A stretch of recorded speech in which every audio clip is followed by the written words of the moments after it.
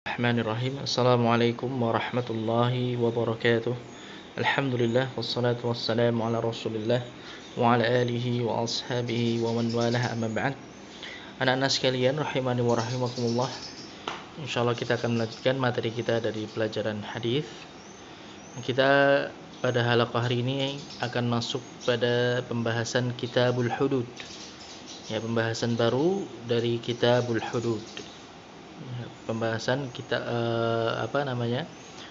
kitab yang membahas tentang al-hudud. Ya, pembahasan seputar hukum-hukum had. Ya, hukum-hukum had yang ditetapkan dalam syariat. Tayyib. Di sini dibawakan yang pertama pengertian dari al-hudud. Ya, pengertian dari al-hudud disebutkan di sini, yaitu al-uqubat al-muqaddarah allati warada asy-syar'u bi taqdiriha idza irtakaba ahadun minan nasi syai'an minal jara'im al-mansusah. Yang dimaksudkan dengan al-hudud adalah hukuman-hukuman yang telah ditetapkan, telah ditentukan kadarnya, ya, bentuknya atau hukuman-hukuman yang sudah ditetapkan, ya, yang mana hal ini telah datang dalam syariat, ya, telah datang dalam syariat tentang penentuan dan penetapan dari hukuman tersebut. Ya, jadi hukuman-hukuman yang sudah ditetapkan dalam syariat, ya, berupa bentuk maupun kadarnya, ya, bentuk maupun kadarnya, ya, bentuk maupun kadar dari hukuman tersebut, yang ini diperuntukkan bagi seorang yang melakukan sebuah pelanggaran, ya, sebuah tindak pidana, sebuah pelanggaran yang itu telah ditetapkan dalam nas, ya, yang mana hukuman-hukuman ini telah ditetapkan dalam nas, ya. Juga perbuatan-perbuatan pidana atau pelanggaran-pelanggaran tersebut sudah disebutkan di dalam nas beserta hukumannya. Tayyib. Itu yang disebut sebagai al-hudud, jamak dari al-had, ya, al-haddu, ya, batasan, ya, ketentuan. Tayyib. Di hukum had itu seperti nanti ada potong tangan misalnya untuk orang yang mencuri, ya, kemudian hukum rajam untuk orang yang berzina dan yang lainnya. Itu termasuk hukum had.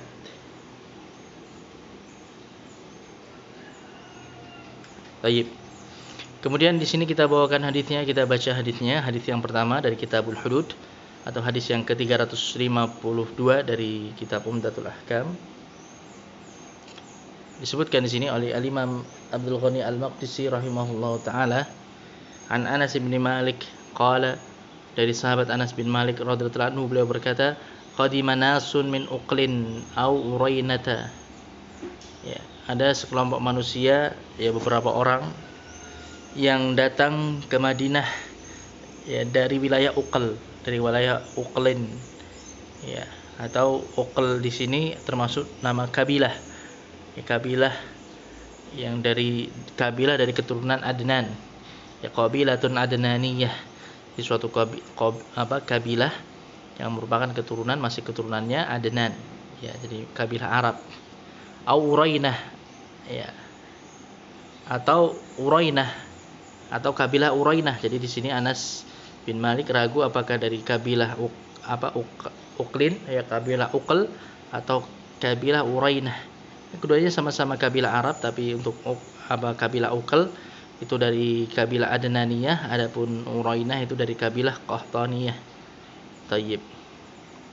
Fajtawau al-Madinata. Kemudian mereka pun ketika mereka itu datang ke Madinah, ya, mereka tertimpa penyakit, ya, mereka tertimpa suatu penyakit, ya, dikarenakan iklim atau cuaca di kota Madinah. Jadi mereka tidak cocok dengan iklim Madinah, kota Madinah, kemudian mereka pun sakit, ya, mereka pun sakit. Tayyib. Ya, kalau disebutkan di sini di keterangan bawahnya, yaitu fajtawawul Madinah, yakni karihuha lida'in asabahum fi ajwafihim. Ya, mereka akhirnya kemudian tidak betah dengan kota Madinah karena mereka mendapatkan penyakit, ya mereka karena mereka terserang penyakit yang menyerang tenggorokan mereka, ya menyerang tenggorokan mereka. Jadi mungkin radang, ya semacam radang yang kemudian menyerang tenggorokan mereka. Tayyib. Intinya mereka ketika sampai di kota Madinah, akhirnya mereka pun jatuh sakit karena mereka tidak cocok dengan cuaca atau iklim di kota Madinah.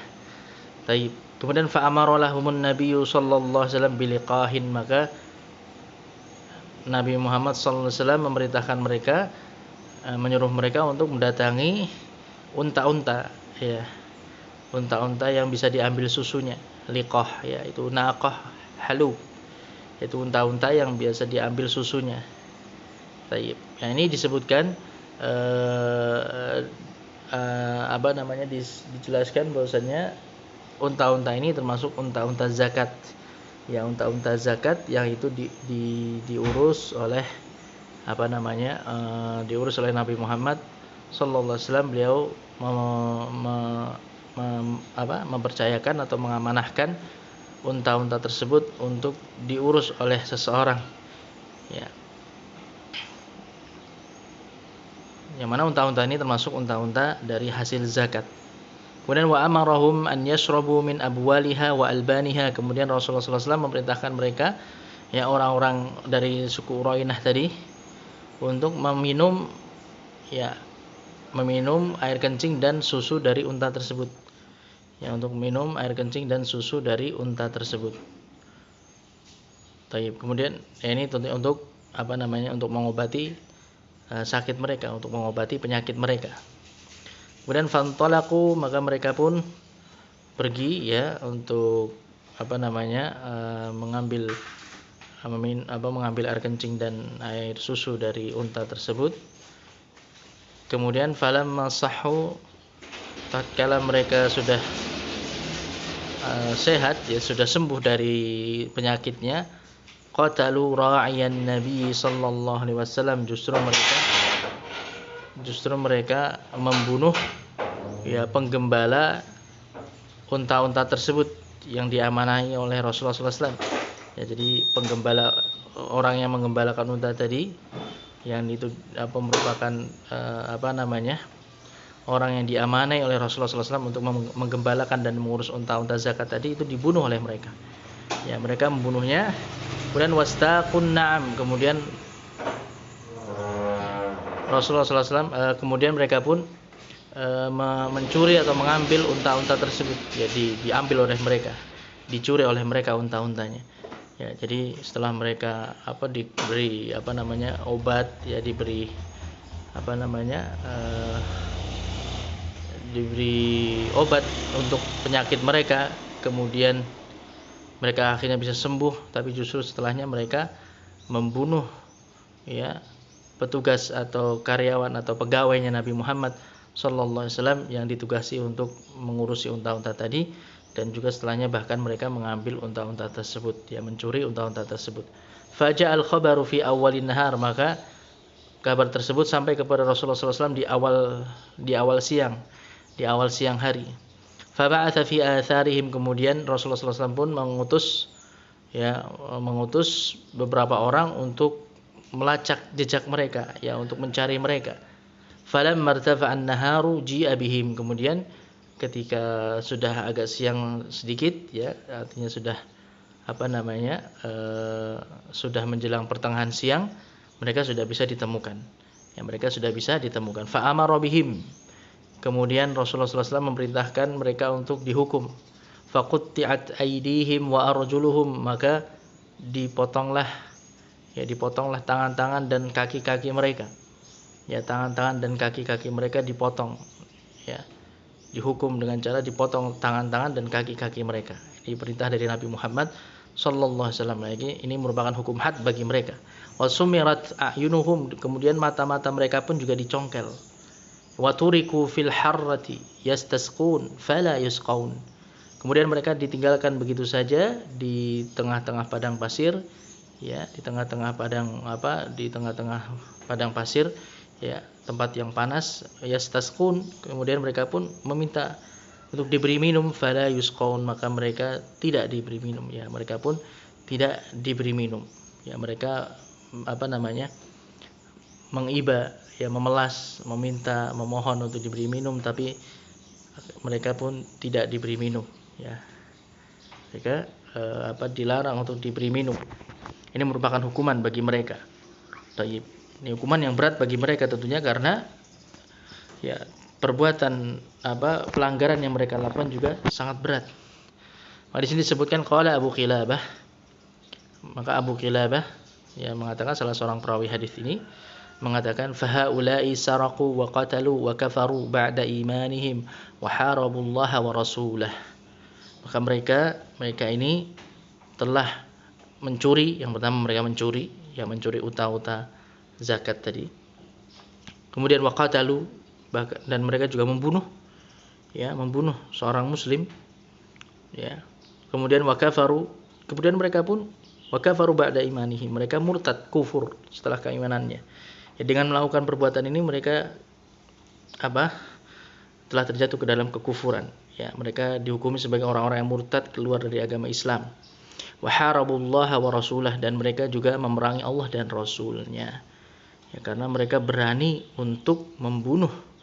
Yang pertama membunuh petugas zakat, ya. Petugas zakat yang diamanai untuk mengurusi unta-unta zakat tadi mereka bunuh. Maka sama saja mereka memerangi mengajak berperang kepada Allah dan Rasulnya. Dan mereka juga mengambil unta-unta zakat tadi. Ya, mereka juga mengambil unta-unta zakat tadi. Ya, mereka benar-benar tidak berterima kasih, ya, tidak tahu terima kasih. Mereka sudah dibantu, ditolong untuk diberi obat dari penyakit mereka, kemudian mereka sembuh. Tapi setelah mereka sembuh justru mereka melakukan pelanggaran yang sangat berat. Maka akhirnya mereka pun dihukum dengan hukuman yang sangat berat tadi. Dipotong tangan dan kakinya, kemudian dicongkel matanya, dan kemudian mereka dibiarkan hingga mati di tengah padang pasir. Waliyadzubillah. Maka ini hukum had yang ditetapkan oleh Rasulullah SAW ketika itu bagi mereka. Baik, anak-anak sekalian rahimani wa rahimakumullah.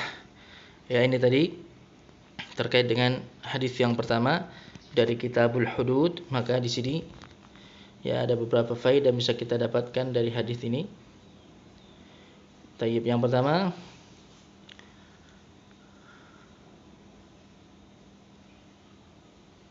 ya, mungkin yang bisa terkait dengan pembahasan kita, masyru'iyatut tadawi wa anna dzalika minal umur al-jaizah. Ya, faedah yang bisa kita sebutkan di sini adalah disyariatkannya kita untuk berobat, dan ini termasuk perkara yang diperbolehkan dalam syariat.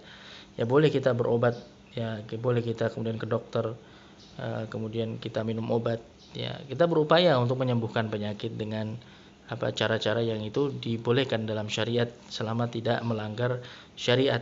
Ya, maka ini diperbolehkan, dan ini tentunya tidak menafikan tawakal. Ya, tidak bertolak belakang dengan tawakal. Karena namanya tawakal itu menempuh sebab. Ya, namanya tawakal itu harus diiringi dengan menempuh sebab, dengan berupaya. Maka kalau ingin mendapatkan kesembuhan, maka dia harus berupaya. Setelah tentunya dia bertawakal kepada Allah Subhanahu wa taala dan meyakini bahwasanya kesembuhan hanyalah datang dari Allah Subhanahu wa taala. Tayyib. Kemudian berikutnya faedah yang bisa kita sebutkan selanjutnya, wa fil hadis anna abwal al-ibil tahiratun wa annaha laysat binajasah. Dalam hadis ini menunjukkan bahwasanya kencing unta itu suci, ya, tidak najis. Ya, kencing unta itu suci dan tidak najis. Wa yumathilul ibil fi dzalika kullu ma yu'kal lahmuhu. Kemudian para ulama, ya, sebagian ulama mengkiaskan unta ini, hewan-hewan lainnya yang itu boleh dimakan dagingnya, dikiaskan kepada unta. maka mereka pun mengatakan ya air kencing dari hewan-hewan yang boleh dimakan dagingnya itu suci, tidak najis. Tayyib.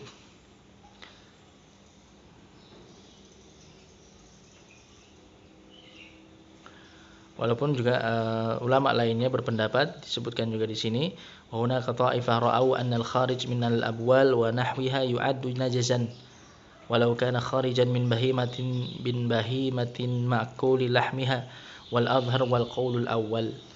Walaupun sebagian ulama yang lainnya berpendapat bahwasannya yang keluar dari hewan, ya baik itu air kencing ataupun kotoran, maka terhitung sebagai najis, ya walaupun itu keluar dari hewan yang boleh dimakan dagingnya. Akan tapi di sini beliau menyebutkan, ya penulis yaitu Syekh Ats-Tsatsri hafizahullah taala menguatkan pendapat yang pertama, yang mengatakan air kencing maupun kotoran dari hewan yang boleh dimakan dagingnya itu tidak najis. Tayyib. Kemudian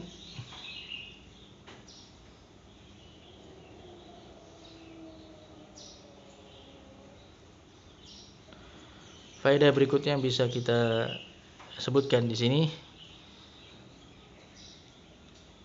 ada yang berpendapat, sebagian ulama berpendapat ya wa akhadha ta'ifatun min haditsil bab jawazut tadawi bil umur al muharramah. Sebagian ulama ada yang berdalil dengan hadis ini, ya untuk menyatakan bahwasannya, untuk berpendapat bahwasannya boleh bagi kita untuk berobat dengan sesuatu yang haram. Ya, boleh kita berobat dengan sesuatu yang haram. Akan tapi was-shawab anna tadawi bil muharramat mamnu'un min.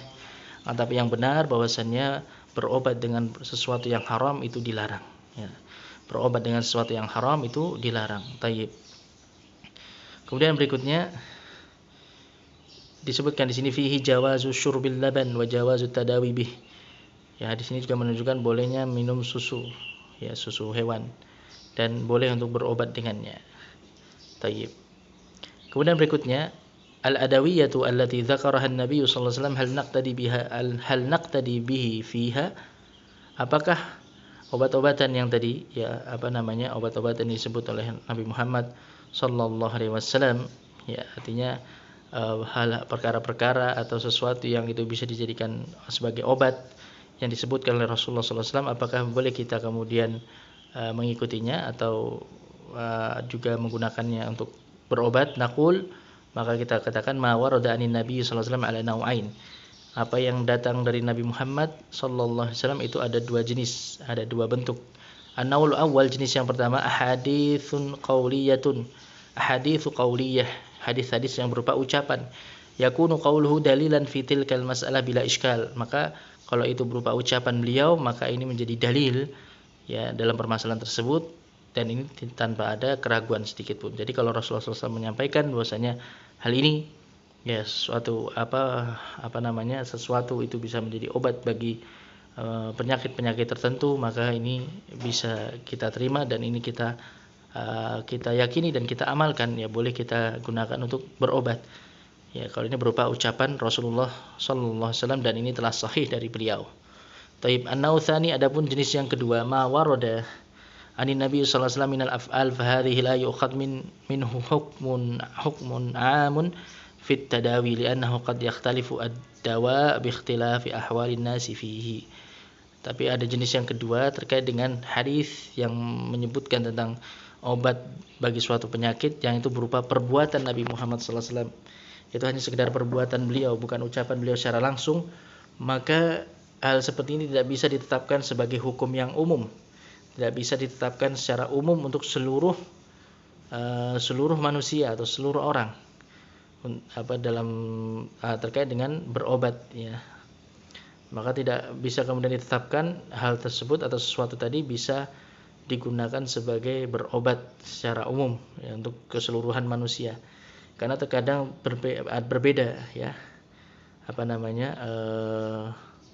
obat atau tergantung penyakit atau keadaan orang tersebut, ya tidak bisa disamakan dan tidak bisa kemudian dikatakan sesuatu tadi bisa untuk mengobati setiap orang yang terkena penyakit tersebut misalnya. maka ini perlu ada perincian, ya, tidak bisa ditetapkan sebagai hukum secara umum. Baik. Kemudian faedah berikutnya, ba'atsul imam liman yatatabba'u as-surraq wal mujrimin. Ya. Seorang pemimpin itu hendaknya mengirim utusan, ya, untuk mencari atau melacak mereka para pencuri dan orang-orang yang telah berbuat tindakan pidana, berbuat suatu pelanggaran dalam syariat. Baik, kemudian faedah berikutnya, ya, ini faedah inti dari pembahasan hadis ini, ketika terkait dengan hukuman yang tadi ditetapkan oleh Rasulullah SAW bagi orang-orang dari suku Qurainah tadi. Maka di sini Rasulullah SAW memberitakan untuk memotong tangan-tangan mereka dan kaki-kaki mereka. Maka terkait dengan hal ini, ya, para ulama berbeda pendapat. Apakah hukuman ini itu merupakan hukuman had yang jelas yang bisa ditetapkan atau bisa diberikan kepada siapapun orang-orang yang melakukan perbuatan ini, ya, perbuatan membunuh dan mencuri tadi, berbuat kerusakan di atas muka bumi. Ya, dia sudah membunuh kemudian mencuri. Tayyib.